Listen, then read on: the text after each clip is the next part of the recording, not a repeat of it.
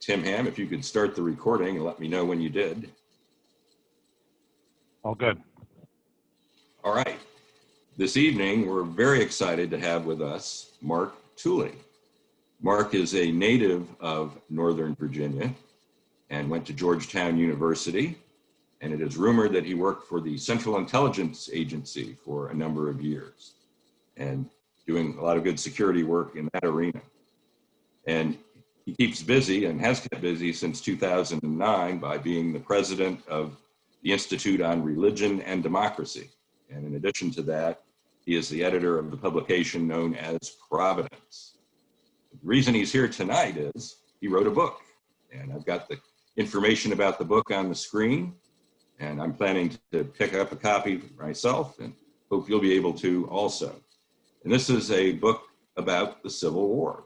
And I'm really happy about that because even though most Americans are into two wars, World War II, of course, and the Civil War, we haven't had a lot of presentations on the Civil War since I've been a member of the club. So this is really a welcome thing. And even more so because it's about an element of the Civil War that no one seems to know about. I know I didn't until we teed up this event. And this was about a conference that tried to broker peace and stop the secession from turning into the Civil War. And the subtitle says, it almost was. So with that, I'd like to introduce Mark Tooley. Mark, would you please take it away? Yes, great to be with you all. I do not see myself on the screen, but I hope and assume you can see me. Yes, there we are. There you go. I stopped sharing, so you should be all set. Well, I'm going to pretend that I'm actually physically with you all down at Fort Belvoir and that I just spent 2 nightmarish hours sitting on I-95 in rush hour traffic, and I'm now shaking and recovering from that experience. But actually, of course, I'm sitting here in my office in Washington, D.C., very relaxed and grateful to have this opportunity to speak with you about my book, which came out in 2015, as mentioned. The piece that almost was. The publisher had approached me and asked that I offer a dozen different possible topics. I included the Washington Peace Conference of 1861 almost as an afterthought, but the publisher chose it because he thought in a divided America, perhaps this conference offered an example of how people can at least attempt to work together. Of course, their attempt didn't work out very well. So I don't think it's such a great example for a divided America, but it certainly is very important and underappreciated in pre-Civil War history, typically dismissed as a failure, covered with just a few paragraphs in most Civil War related books. James McPherson, in his wonderful Battle Cry of Freedom, devotes 2.5 pages to it. Very well, but it merits more attention. But it had not had a whole book about it. In fact, only one book has ever been written about the Washington Peace Conference, published over 60 years ago. It's a very solid work, but obscure, difficult to procure, and normal people would not necessarily seek it out. So I thought a more popular history of the Washington Peace Conference of 1861 would be needed and fun to write and also fun to read, I believe. For those of you not familiar with it, the Washington Peace Conference was the last major attempt to avert the Civil War. Well, all of you are history buffs, but you know the situation in early 1861. Lincoln had been elected in November. 6 Deep South states have already seceded. A 7th, Texas, is on the verge of seceding. President Buchanan, of course, is a lame duck president and not very effectual in that role. So there's a great leadership vacuum. The country seems to be spiraling with no solution on the table. And so an old statesman steps forward from retirement and obscurity to propose that there be this last great attempt to avert the dissolution of the Union and likely Civil War. That is former President John Tyler of Virginia, having been out of office since 1847, now age 71, which would have been elderly back in those days, but is himself the embodiment of the old political order, literally a son of America's founders. His father had been governor of Virginia, and friends with such luminaries as Patrick Henry, among the other great Virginia statesmen of the 1700s. John Tyler himself was old enough to have personally known Thomas Jefferson and James Madison and James Monroe. So he had a great devotion to the Union and felt an obligation to try to save it in homage to his patronage. And so he wrote a letter or a column for a Richmond newspaper proposing an assembly of at least some of the states to try to work out a grand accommodation. To his idea, this gathering should have omitted the more intransigent and difficult forces, meaning the New England states and the Deep South. He thought if the middling border states got together, they would be likely to come to some kind of agreement. But the governor of Virginia and the state legislature of Virginia took Tyler's idea and expanded it as an invitation to all the states to come together in Washington, D.C. And that invite was issued on behalf of the state of Virginia, which of course at that point had not withdrawn from the Union. And amazingly, given the communications and transportation of that day, this is all unfolding in late January. By February 4th, a chilly winter, snowy day in Washington, the delegates to the Washington Peace Conference are streaming into the back entrance of the Willard Hotel, which of course is still there, a different building, but the plaque on the Pennsylvania Avenue side, many of you have seen because it advertises the Willards having been the locale of the Washington Peace Conference of February 1861. There are officially 131 delegates from 21 different states. The Deep South, that's already seceded, of course, does not send delegates. The West Coast states are too far away to get their people there in time. And the upper Northwest does not send delegates. They're overwhelmingly Republican, and they're very suspicious of this project as being a Southern originated and mostly Democrat originated. New England had been tempted to follow that same course, but in the end decides to participate. Well, the personalities of the Washington Peace Conference, which is quickly labeled by the media at the time as the Old Gentlemen's Convention, and historians still often refer to it as such, because the average age there was, again for the day, rather old, if not elderly. This is essentially comprised mostly of the generation of American leadership who had followed America's founders, but preceded the rising new Civil War era leadership. And this is their last attempt to show what they've got. It had been their generation who, of course, had crafted the earlier great compromises that had preserved the Union, but most of their great figures at this point, of course, have passed on, supremely, of course, Henry Clay and Daniel Webster among them. Because of the events that would unfold later throughout the Civil War being so large that they overshadow what preceded them, most of these individuals at the Washington Peace Conference, although big in their day, are almost recognizable to us today, even if you're fairly historically well aware. But I'll share a few of the names, and some of them may sound familiar.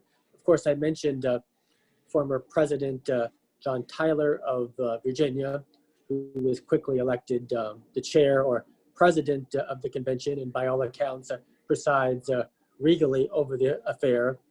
My book also spends some time devoted to his wife, Julia, the former First Lady, 30 years younger than he. He had married her as a widower while president, and she comes to the Washington Peace Conference with him. She cherished her First Lady days, was herself the daughter of a congressman, very political, and writes some excellent letters to her mother while she's staying in Washington about the convention. So she's a character in and of herself. The only, one of the few participants at the convention who I think will be familiar to almost all of you, is at that point, he is Senator Chase from Ohio. Salmon Chase. He, of course, would soon become the great Secretary of the Treasury during the Lincoln administration, and later, at least briefly, Chief Justice of the Supreme Court. But he is the most prominent Republican, excuse me, at the Washington Peace Conference. The most fiery pro-slavery Democrat at the Peace Conference, probably not recognizable to you, but a large figure in his day, is a former Virginia Congressman James Seddon, who would go on to be Secretary of War for the Confederate States. He's from Virginia, but he has a large plantation in Louisiana with many slaves, where he spends a part of every year. So even though the Deep South is not present at the convention, he essentially is representing them, because he's a Virginian, but he's also half a Louisianan, and very outspoken on behalf of the interest of slavery. There's a former senator from New Jersey there, a Democrat named Stockton, a former Navy Commodore, in fact, a hero from the war with Mexico, but perhaps best known for having been the captain of a U.S. naval ship known as the USS Princeton. He was from Princeton, New Jersey, where you can still visit his house. But the Princeton had been active during the presidency of John Tyler, and infamously had, on a weekend afternoon, taken much of official Washington down the Potomac River to Mount Vernon on an excursion to demonstrate the latest in gun technology, a new artillery piece on the ship called the Peacemaker, which is fired off repeatedly for the delight of the crowd. And as it's heading back to Washington, is fired off one final time and tragically explodes, killing a number of prominent Washingtonians, including a New York congressman whose daughter is on board, and upon hearing about her father's death, faints backwards, according to mythology, into the waiting arms of then President John Tyler, who carries her off the ship, marries her, and of course she becomes First Lady. One of the most anti-slavery persons at the Washington Peace Conference is an individual named Roger Sherman Baldwin, who had briefly been a senator from Connecticut, but is better known as a great trial attorney, but is best known as for who his grandfather was, for whom he was named, the great Roger Sherman, the founding father, one of the rare founding fathers who had attended and signed both the Declaration of Independence and the U.S. Constitution. There's a young Republican rising politician from Vermont named Lucius Chittenden, who represents the fact that the Republicans are the new party. And so the younger voices at this gathering are generally Republicans. He's just in his 30s, but he's important to our story because early on in the convention, he announces that he will be keeping a journal of the convention, to which we owe great debt. Otherwise, we would not have the details that we do about what happened there. But there were, in fact, considerable protests from the members of the Washington Peace Conference about his keeping the journal. I guess they preferred it to be mostly off the record. Journalists and observers were prohibited from the convention, and the convention hall at the Willard Hotel was protected by several Washington, D.C. police officers. But Chittenden, when he makes his announcement, even though there were protests, John Tyler, as president of the gathering, being the magisterial gentleman that he is, says, of course, every member of the convention is free to do as he chooses, and Mr. Chittenden may choose to keep his notes, which he does vigorously. The most aristocratic member of the convention is probably a former senator from Virginia, also a former ambassador named William Cabell Reeves, who had a great estate down near Charlottesville and was former U.S. ambassador to France, and an owner of many slaves, although he was, as many slave owners in that era said theoretically that he was against slavery. But in terms of how aristocratic he was, his daughter once boasted that her parents had been very discriminating in whom they chose as godparents for their children, that her one brother's godfather was Robert E. Lee, her other brother's godfather was the Marquis de Lafayette, and she herself, her godmother, was the Queen of France. So that was the kind of company they ran with. And then I'll also mention that the great Henry Clay, whose absence is quite noticeable at this event, his son is a Kentucky congressman, and he does attend the peace conference, although it's not a very active participant. The other characters who were prominent in this story, or at least in my book, because they're operating on the periphery of the peace conference, is Senator Crittenden from Kentucky, of course, best known for the Crittenden Plan, which was one attempt to avert the impending crisis, unsuccessfully, of course. There was President James Buchanan himself, who very much is hoping that this conference will be successful, but not offering a lot of leadership himself. His first lady is his niece. He himself was a bachelor. Her name is Harriet Lane, and she's keeping Washington's social life together as well as she can, even as the nation itself is shattering. And their final monthly White House reception, for which she is hostess, is held in February during the peace conference with some participation by the delegates. There is old General Winfield Scott, who's been around as long as the nation. He has just relocated his office as senior general in the U.S. Army down from New York to Washington, D.C., so he can personally superintend the security of the nation's capital and its government. Stephen Douglas, the senator from Illinois, just defeated presidential candidate. There's the senator from New York, Seward, is also very active at this point, naturally, soon to be Secretary of State under Lincoln. There's the outgoing vice president, Breckinridge of Kentucky, also another defeated presidential candidate, who will be important for reasons I'll share in a few minutes. There's Charles Francis Adams, the Massachusetts congressman, obviously the grandson of President John Adams, son of John Quincy Adams, who helps to persuade Massachusetts to participate in the peace conference over against the arguments of Senator Charles Sumner, who thought they should not. There's a name you all should recognize, General Daniel Sickles. In fact, not yet a general. He's a congressman from New York and already a rather notorious character.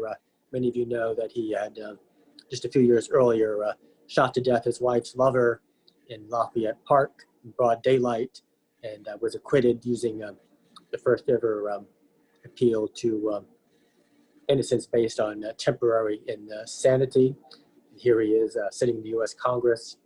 And there's also Phineas Gurley, the pastor of New York Avenue Presbyterian Church, soon to become Lincoln's pastor, previously pastor to outgoing President James Buchanan.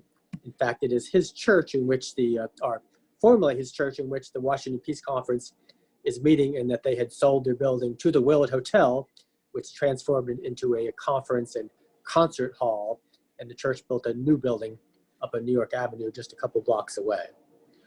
Well, the delegates, while they're meeting, there are several unfolding dramas involving them in Washington that illustrate why they are convened and why the country is where it is. First of all, there is a special reception that President Buchanan hosts for all the peace delegates who line up and walk over to the White House together to shake the president's hand. And according to some accounts, especially from Republicans, President Buchanan was weeping as he greeted them and emotionally imploring them to keep the country together. But the Republicans and many of the Northerners among the delegates are deeply suspicious of Buchanan, that actually he's playing a game partial to Southern interests and even to pro-slavery interests. There's quite a bit of social life going on in Washington, even though that part of Congress that was from the Deep South already left town, including Senator Jefferson Davis and his prominent wife, Verena. But the Washington Peace Conference delegates, in a way, filled the social void left by the departure of the Deep South members of Congress. For example, Stephen Douglas, the senator, and his wife have a very large house at Judiciary Square, where they have a party of, according to contemporary accounts, of 400 people, including the delegates to the Washington Peace Conference. And John Tyler and his wife attend, and Mrs. Tyler excitedly wrote to her mother that it was like her old glory days when she had been First Lady, and that once again the eyes of the nation are focused on her husband, to whom they look as the savior, potentially, of the country, and the crowd is literally swirling around him. And meanwhile, she claims at the party that everyone is telling her that she looks unchanged since she had left the White House as First Lady some 14 years, 16 years before, which in fact may have been true. If you look at Verena Davis, a year later in Richmond, would say she looks exactly as she did back when she was First Lady. But she comments that the former governor of Kentucky, who's the handsomest man in the room, and reminds her of her father asked her to dance at the party. So very exciting times for her. But there's a very different perspective offered about this party by Henry Adams, of course, the son of Charles Francis Adams, who would go on to become a rather sardonic social commentator and historian, who laments in a letter to his brother that old John Tyler is just a fossil in whom the people are placing a false confidence, and that the host of their party, Stephen Douglas, is a drunk and a beast, and his wife, Mrs. Douglas, is a nice person, but an airhead, and he expresses his contempt for this very superficial crowd with such high hopes for the peace conference, when in fact it will lead to absolutely nothing. And of course, he was somewhat vindicated in that perspective. I also point out in my book that Washington at this time, in fact, was not the fetid swamp that is still often portrayed in terms of early Washington, that there was a very active cultural life, great markets, beautiful buildings, theater, intellectual life, beautiful churches. During the Washington Peace Conference, for example, the Smithsonian Institute puts on regular lectures of a very highbrow fashion that almost certainly some of the delegates would have made time to attend. Well, among the other dramas and crises swirling through Washington at this time, obviously there's the drama surrounding Fort Sumter in South Carolina, which is still a federal installation, but surrounded by the military forces of South Carolina, and what will President Buchanan do to protect it or not do? And in fact, John Tyler has a dual purpose in Washington, not just attending the peace conference, but the governor of Virginia had asked him to intervene with President Buchanan, imploring him that he not re-provision Fort Sumter, which would be seen by the South as provocative. So in fact, Tyler does make that appeal to Buchanan. Also, the very day of the opening of the Washington Peace Conference is also the inauguration of the new Confederate government in Montgomery, Alabama. And the flag of that new government is raised over the Alabama State House by none other than John Tyler's own granddaughter. So even his family seemingly is divided at this time. There is, of course, the ongoing journey of President-elect Abraham Lincoln, who spends a couple of weeks, I'll say moseying, it's not quite an accurate term, but he leaves his native Springfield, Illinois, giving his famous farewell speech, saying he knows not when or whether he shall ever return, and then proceeds on a tour of many northern cities through the Midwest and Northeast, mostly speaking in a non-committal way, being kept informed of the Washington Peace Conference, not wishing to be seen as interfering with it, hoping it does not interfere with his own prerogatives as president, and just being mostly watchful and waiting. There's also the drama of the Electoral College vote that will be taken during the Washington Peace Conference, usually a non-affair pro forma, but with the country on the verge of shattering. There are all kinds of conspiracy theories and a lot of wild talk about what might be done to disrupt the formal calculation of the Electoral College vote, which will be ratified in a joint session of Congress. In fact, young Mr. Chittenden, the Vermont delegate, is so disturbed about what he's hearing that he crosses the, he walks a couple of blocks over to General Winfield Scott's office next to the still existing Winder building on 17th Street. And old General Scott is reposing on his couch. But when Chittenden comes in, he arises dramatically with the full force of his 300 pounds, 6'5", and in his rather brilliant uniform, and magisterially assures the young man that no matter what he may have heard, the Electoral College vote will be protected and secured by his troops surrounding the U.S. Capitol, and that he has received the personal assurances of the Vice President, Mr. Breckinridge, who will preside at that vote, that he will proceed according to the Constitution. And General Scott said, Mr. Breckinridge is a man of honor. You can count on him. And in fact, that is exactly what happened. The peace delegates are invited to attend that vote in the U.S. House of Representatives chamber. At this time, you can only get in with a special pass. The U.S. Capitol is in fact surrounded by troops. The chamber is very tense.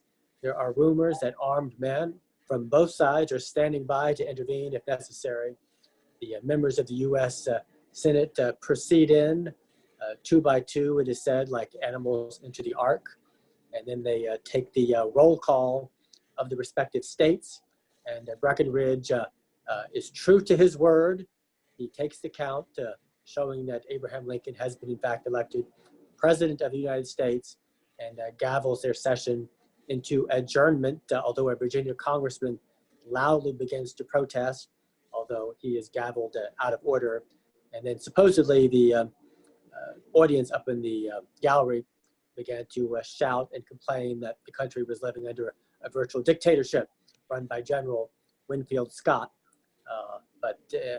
And supposedly, according to some accounts, there was a great deal of upheaval out in the streets that night. And Mr. Chittenden claims later that his taxi back to the Willett Hotel had to take back streets to get there because there was so much pandemonium in the streets. But Abraham Lincoln had been legally elected President of the United States at that point. The other drama which I'll mention related to the peace conference is the celebration of Washington's birthday. And Washington, again, how would that be dramatic or controversial? Well, at this point, almost everything in the nation's life is dramatic and controversial. And Daniel Sickles, later to become the infamous general who lost his leg at Gettysburg, is a New York congressman, a Democrat, who makes a motion that there be a vigorous celebration of George Washington's birthday with a military parade through the streets of Washington, which is organized, but old John Tyler only learns about it the night before, apparently in his hotel room, and sends off a hurried note to President Buchanan urging him to cancel this parade the next morning because the Southern delegates will see this as a provocation and a showcasing of national military strength as an intimidation.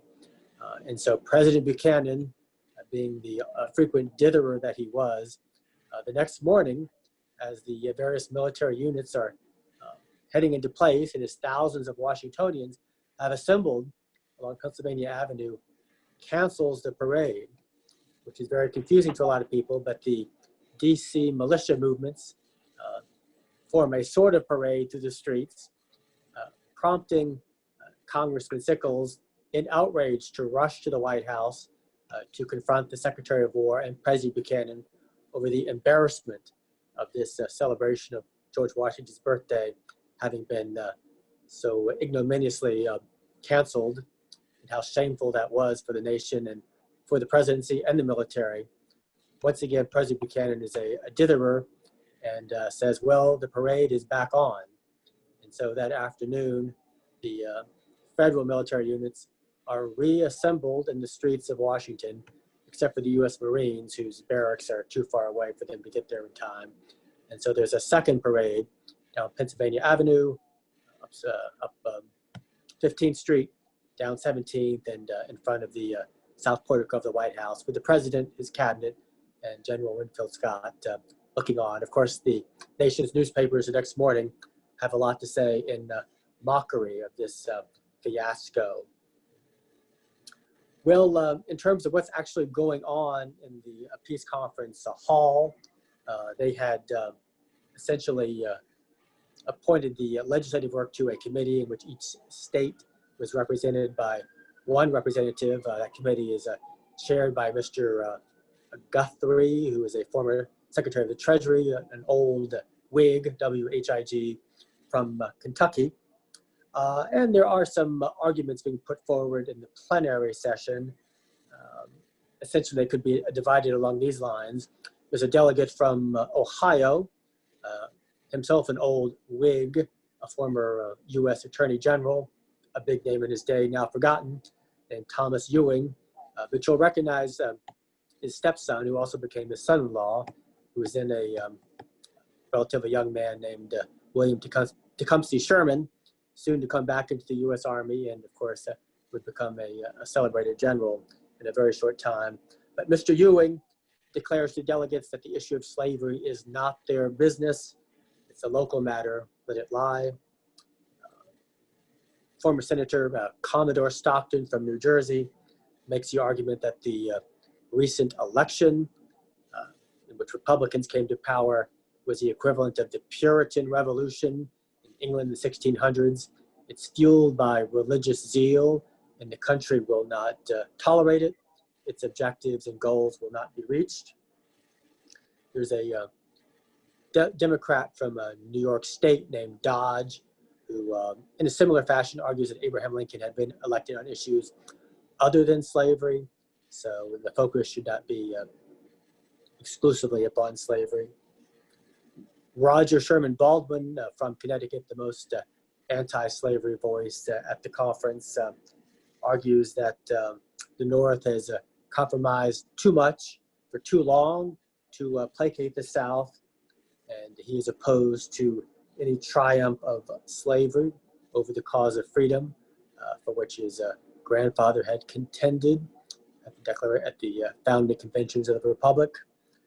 James Seddon, the fiery slave owner from Virginia, declared that slave owners had an absolute constitutional right not only to retain their slaves, which the Republican Party did not contest, but also to expand slavery into the territories as a ongoing security against Northern power.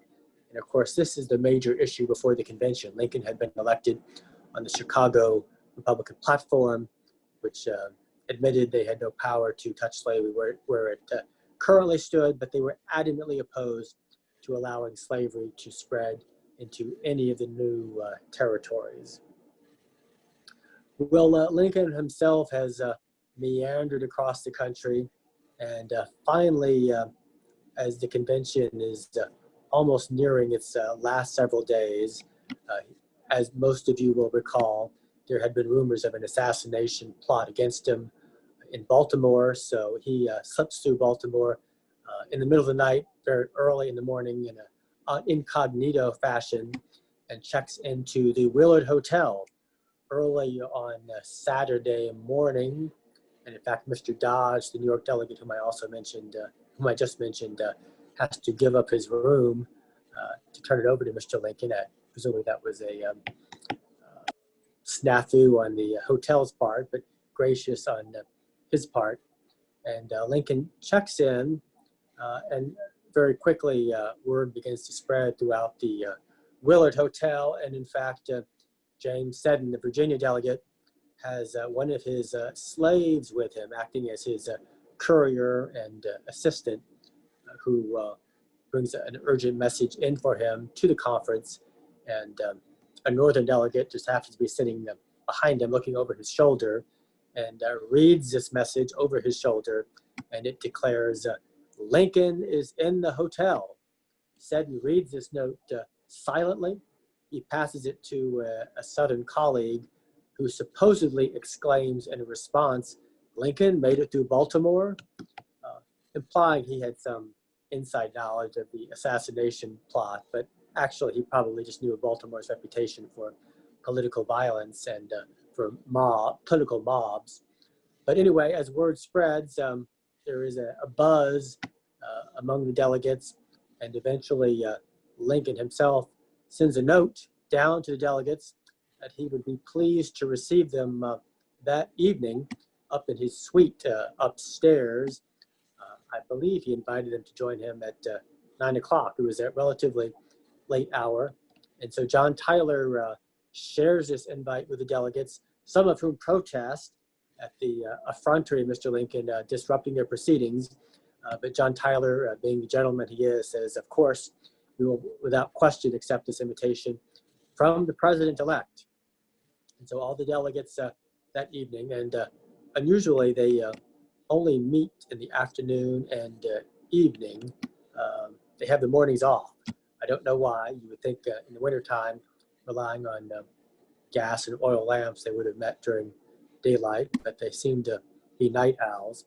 And so they went to see Lincoln that evening, who receives each one of them graciously. Salmon Chase is introducing him to the respective delegates. Lincoln has, of course, a great memory. He personally had served in Congress with at least 11 of the delegates. He remembers them, but even those whom he's never met, he knows them by reputation. He tries to joke with them, to share stories, to pay them compliments.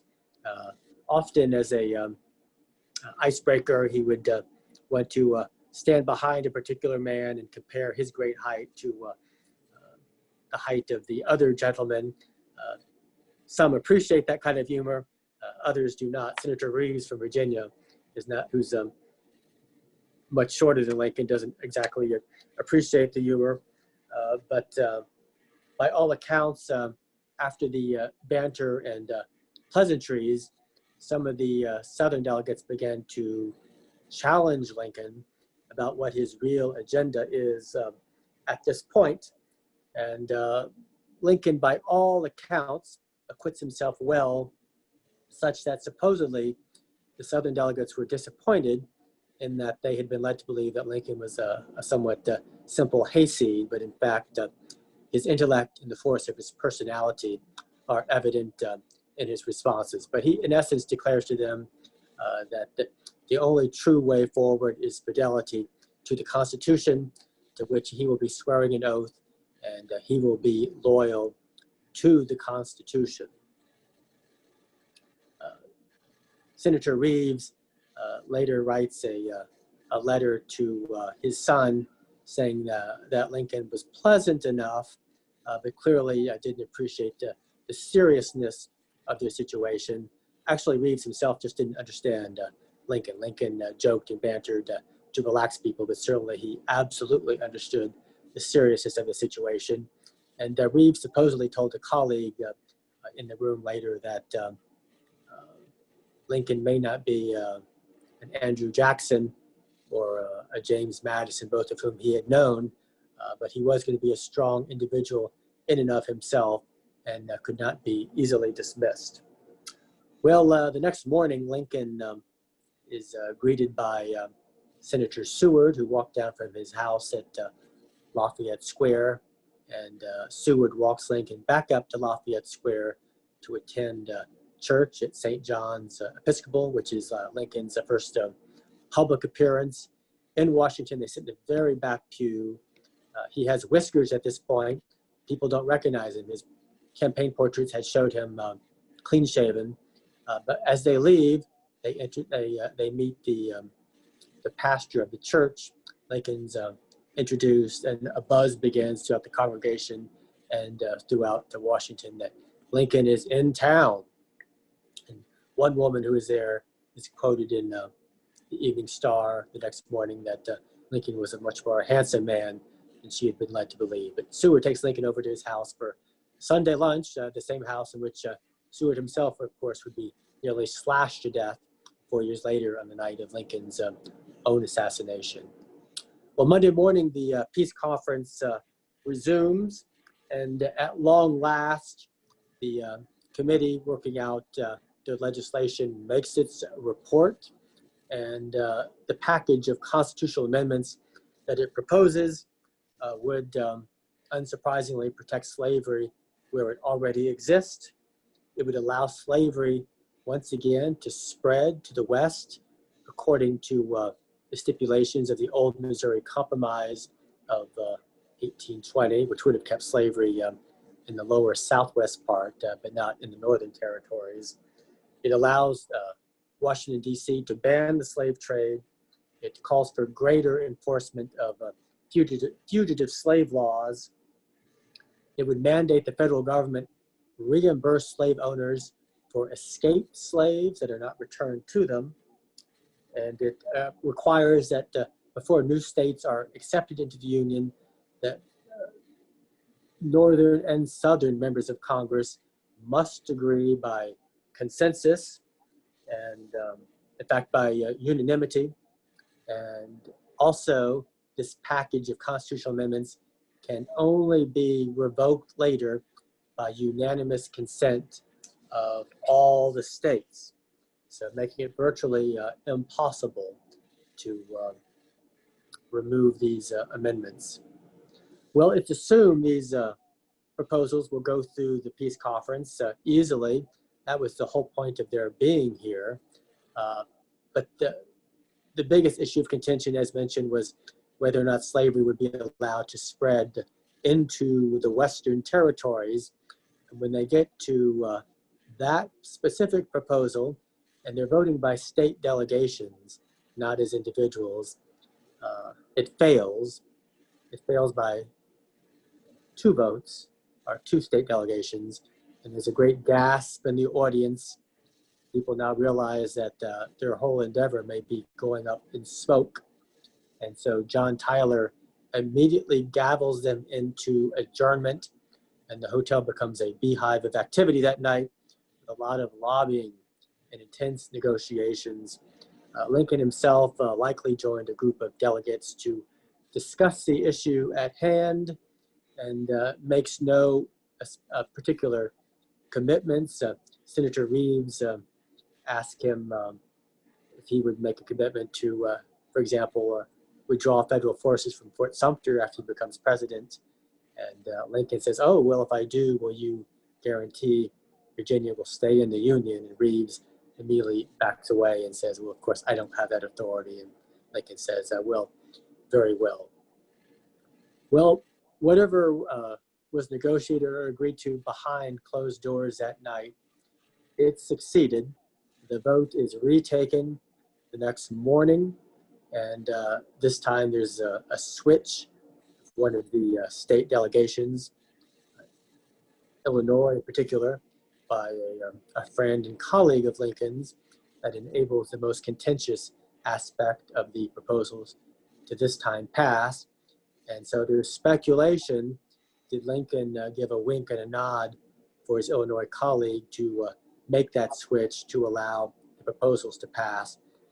We don't know, but there is a note from that colleague, whose name was Trumbull, that he had thought his political career was over after he cast that vote. But in fact, thanks to the war, everyone forgot about it. So the Washington Peace Conference has accomplished its work. It should have rejoiced in its success, but in fact, the delegates who were expected to stick around for Lincoln's inaugural parade mostly leave town, including John Tyler. And the proposals go before Congress. In the Senate, they are turned down by a vote of 3-1, not even close.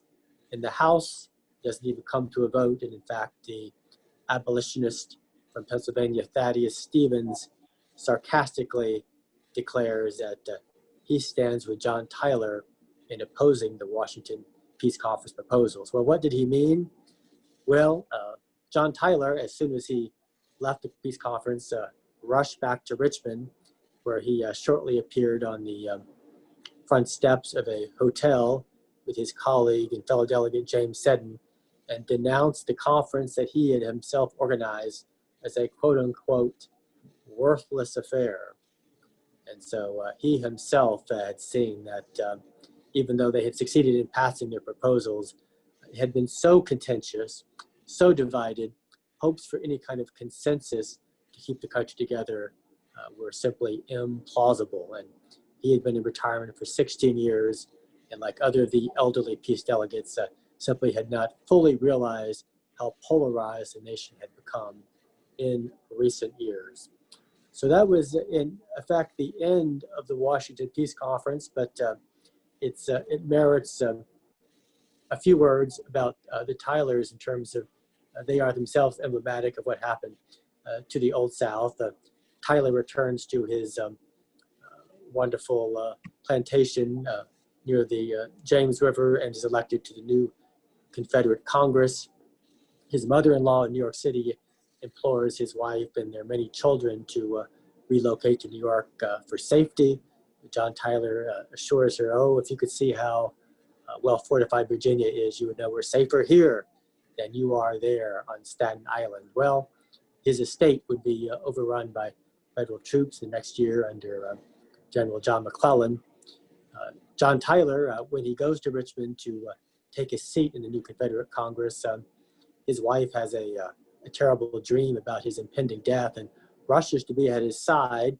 He laughs in response to what she recalls, but falls dead 2 days later in Richmond before the Confederate Congress can convene, receives a Confederate state funeral. Mrs. Tyler, through her DC connections, gets a pass to come through Union lines, goes to stay with her mother up in New York, comes back to the plantation when it's no man's land. Is very upset that her slaves have run away. She alleges they took some of her dresses with her. She complains to the local federal army commander that she wants her slaves back and her dresses back. You can imagine what his response would have been. She writes a letter to President Lincoln, "Please consider what it would be like if your wife were in my situation as an unprotected widow after the death of her husband." Of course, Mrs. Lincoln would be almost exactly that. But Lincoln, there's no record of his responding. She escapes a second time, taking a blockade runner out to Bermuda. She also takes some cotton bales with her to sell in Bermuda, so she's a savvy businesswoman. Spends the rest of the war in New York City with her mother. Controversially, she's a pro-Confederate in New York. Her brother lives with them. He's pro-Union, tense domestic situation. But after the war, she recovers her social standing, moves to Washington, sends her daughter to the Catholic school associated with Georgetown University. She gets a pension as a former U.S. First Lady. Her portrait is hung in the White House. She befriends subsequent First Ladies like Mrs. Hayes, and dies with distinction and honor in Richmond. Her son, one of her sons, restores the fortunes of their James River plantation. And of course, many of you know that as John Tyler had children as an old man by his second wife, so one of his sons also has children as an old man, so that two of his sons still live. One owns the plantation, and they're now both in their early 90s, but they can say their grandfather was born during the first term of President George Washington, almost certainly the only Americans who can say that. So that's my story of the Washington Peace Conference. I hope you were entertained by it. I'd be glad to take any questions or comments. Thank you very much, Mark. Got a question that came in, and if you've got questions, just dump them in the chat box. First question is, how could these otherwise sensible and well-educated men not see that any compromise was infinitely better than dissolution of the Union and almost certain war? Well, I think the older men there were willing to make the kind of compromises that had been achieved in earlier years and decades, but they were simply behind the times. The country was so polarized that compromise could not be sustained by public opinion, either in the North or in the South. The Deep South was already gone. Much of the North was so strongly anti-slavery that it could not concede the point, certainly not the point that slavery could theoretically spread into the Western territories. The new president of the United States had been elected to a platform of adamant opposition to the spread of slavery. So there really was no longer room for compromise. Another question for you, Mark. How come this Washington conference never seems to be covered in school or things that the average person might read about the Civil War? Because it is deemed as a failure, but in fact, in some ways, it was not a failure. And Senator Crittenden from Kentucky, after the conference, I think very sagely observed that the conference succeeded in this way. It delayed the secession of Virginia, which of course was the largest southern state. It helped to keep the border states in the Union. It helped to ensure that Lincoln got into Washington safely and was elected legally and inaugurated securely. And it allowed time for Union sentiment to solidify in the North. We assume the Civil War, of course, broke down North and South, but John Tyler and his wife were discussing how they expected states like Pennsylvania not to go with the North, or even New York City to break off from the rest of New York. So it was not necessarily a given that it would be a clear North-South divide. Another one, go into a little more detail about President Buchanan and his role vis-a-vis the conference. You suggested something earlier. Could you provide more details on where he stood? Well, he obviously had been unable to manage the crisis himself. He was pro-union, but professed to have no special authority to keep seceding states from leaving the Union. So it was he who created this great political vacuum that John Tyler, at least for a week or two, managed to fill. But Buchanan was a genuine well-wisher of the peace conference, and he was sort of a frenemy with John Tyler. They had known each other for 40 years, but as John Tyler would later tell his son, he never helped me in any time of need. So very few people trusted Buchanan. He tended to be self-serving, and although he was supportive of the conference, he wasn't actually doing much to help them achieve their work. I think those were the questions that we had, Mark. So we're right at our 8 o'clock point, so that's perfect timing. We want to thank you so much for sharing your information this evening. We have recorded it, and we'll get it out to you and to our membership so that those who missed it can take part in it. So really appreciate everything. And if you Google Mark's name, you'll come up with the book and instructions on how you can get the book. So thank you again, Mark. And hope the rest of you will join us on October 13th. John Rodgard will be talking about a World War II operation called Operation Infatuate, an interesting sounding presentation. So please join us in October for that one. It may be virtual, it may be in person. You will find out. So have a great evening, everybody.